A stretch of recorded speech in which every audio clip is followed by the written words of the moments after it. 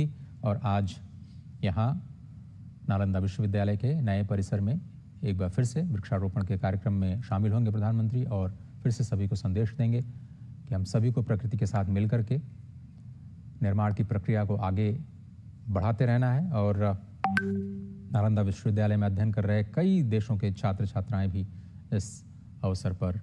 मौजूद रहेंगे। तो एक बार फिर से बिहार का नालंदा विश्वविद्यालय, जो कि प्राचीन शिक्षा का एक बहुत ही अद्भुत केंद्र, जिसके कारण भारत को विश्व गुरु के तौर पर देखा जाता था, जब पूरी दुनिया में शिक्षा का प्रचार उतना नहीं था, भारत में इतने बड़े स्तर के विश्वविद्यालय होना भारतीय संस्कृति की विद्या और ज्ञान के प्रति समर्पण और यहाँ की जो प्राकृतिक उत्सुकता है, भारत का नाम ही जैसा कि आप जानते हैं कि ज्ञान में रथ, ज्ञान में लगा हुआ एक ऐसा देश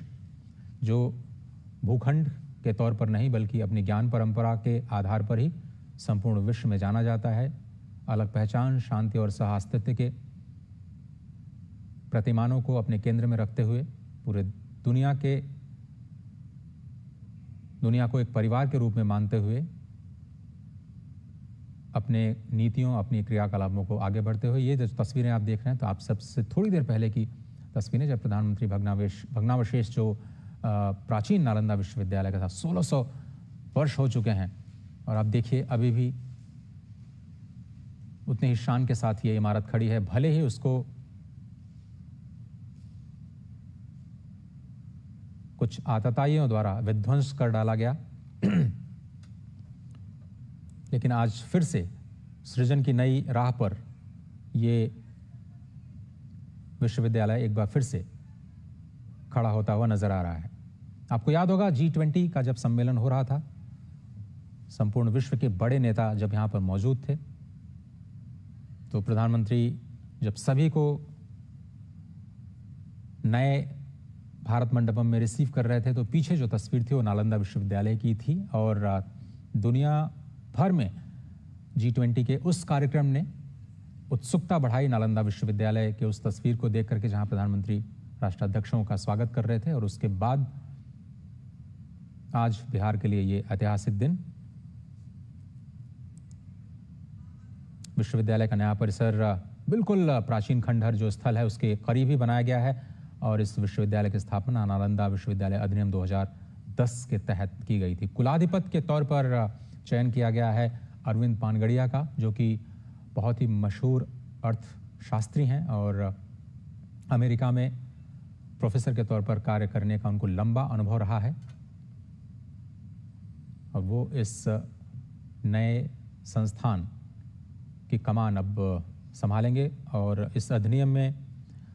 जिस अधिनियम के तहत 2010 में इसकी स्थापना की गई थी,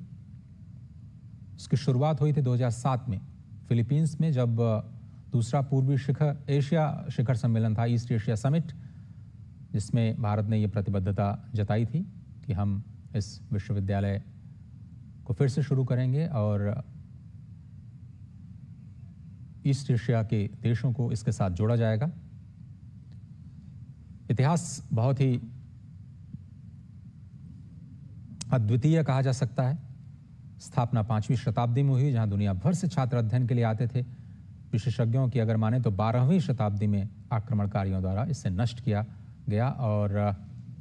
उससे पहले 800 वर्षों तक लगातार अपनी जो ज्ञान की परंपरा है वो पूरी दुनिया तक विस्तार देने में इस विश्वविद्यालय ने अत्यंत महत्वपूर्ण भूमिका निभाई। अभी फिलहाल विश्वविद्यालय में 6 अध्ययन केंद्र हैं, जिसमें बौद्ध अध्ययन सबसे सर्वोपरि माना जाता है और दुनिया भर के छात्र आकर के बौद्ध दर्शन के साथ जुड़ी हुई अपने शोध कार्यक्रम और परास्नातक जो अध्ययन की परंपरा है उसमें हिस्सा लेते हैं। साथ ही साथ दर्शन और तुलनात्मक धर्म का स्कूल, ऐतिहासिक अध्ययन का स्कूल, पारिस्थितिकी और पर्यावरण अध्ययन, सतत विकास और प्रबंधन, ये भी इसके पाठ्यक्रमों में शामिल हैं। तो केवल बौद्ध और दर्शन और धर्म तक ही सीमित नहीं, बल्कि ये इतिहास के साथ साथ जो आज का इकोसिस्टम है और पर्यावरण की भी विरासत को आगे बढ़ाने के लिए एक अध्ययन केंद्र के तौर पर यह विश्वविद्यालय जाना जाएगा और आज प्रधानमंत्री नए परिसर का उद्घाटन करेंगे। बिल्कुल अत्याधुनिक तकनीक के साथ नेट ज़ीरो का इस्तेमाल करते हुए इसको बनाया गया है। कार्बन न्यूट्रल आर्किटेक्ट और अपनी जो प्राचीन भव्यता है वास्तुकला के जरिए वो भी पूरी दुनिया को एक बार फिर से स्पष्ट नजर आएगी। प्रधानमंत्री इन तस्वीरों में उस भव्य इतिहास की जानकारी लेते हुए जिसके अवशेष आज सिर्फ कुछ खंडहर के तौर पर पूरी दुनिया के सामने आक्रमणकारियों के विध्वंस की वो कहानी कहते हैं, जिसमें कहा जाता है कि महीनों तक कई लाख पुस्तकें यहाँ की पुस्तकालय में जला दी गईं। निर्माण के खिलाफ आक्रमणकारी जो सोच है उसके ऊपर एक बार फिर से सृजन के जरिए उन सभी विध्वंसकारी सोच का मुकाबला करने के लिए भारत एक बार फिर से खड़ा हुआ है और आज बिहार के लिए अत्यंत महत्वपूर्ण दिन।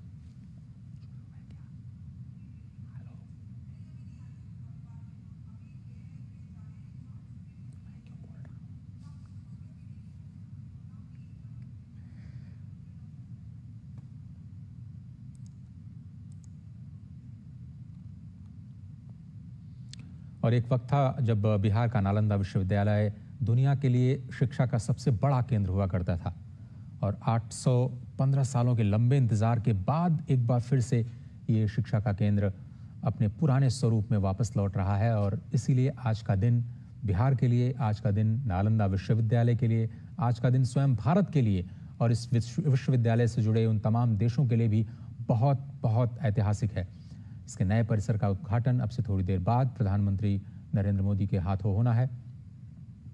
पूर्व राष्ट्रपति डॉक्टर एपीजे अब्दुल कलाम के सपनों का नालंदा विश्वविद्यालय अब साकार रूप ले रहा है। जैसा कि हमारे संवाददाता बता रहे थे कि सबसे पहले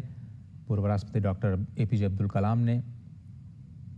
इसके प्राचीन गौरव को वापस लाने की मंशा जताई, जिसके बाद बिहार में कैबिनेट में इसको मंजूरी दी गई। और इस पूरे विश्वविद्यालय का अगर आप इतिहास देखें तो शिक्षा के प्रति जो भारत का दृष्टिकोण है, ज्ञान परंपरा के प्रति जो भारत का दृष्टिकोण है, सामाजिक समरसता के साथ विश्व बंधुत्व की भावना को केंद्र में रख करके ज्ञान के प्रचार और प्रसार का जो भारत का एक आउटलुक है, वो एक बार फिर से पूरी दुनिया को स्पष्ट तौर पर दिखाई देगा। जहां आज दुनिया प्रोटेक्शनिज्म के साथ अपने आप को जोड़ करके देखती है, बात की जाती है उन तकनीकों को, उन ज्ञान को अपने तक सीमित रखने की और उसका फ़ायदा सिर्फ और सिर्फ अपने देशों तक सीमित रखने की, अपने देश की व्यवस्थाएं, अपने देश के समाज के लोगों का केवल भला करने की जो एक परिपाटी, एक नई परंपरा आज के इस आधुनिक युग में शुरू हुई है। इसमें विकसित देश सबसे अग्रणी नज़र आते हैं, जो तकनीक को, जो शिक्षा को, जो ज्ञान परंपरा को बिल्कुल अपने तक सीमित रखना चाहते हैं और उसको पूरी दुनिया के साथ साझा करने में विश्वास नहीं रखते। और अगर विश्वास रखते भी हैं, शेयर करते भी हैं, तो एक बड़ी कीमत पर, ऊंची कीमत पर। लेकिन आज भारत एक बार फिर से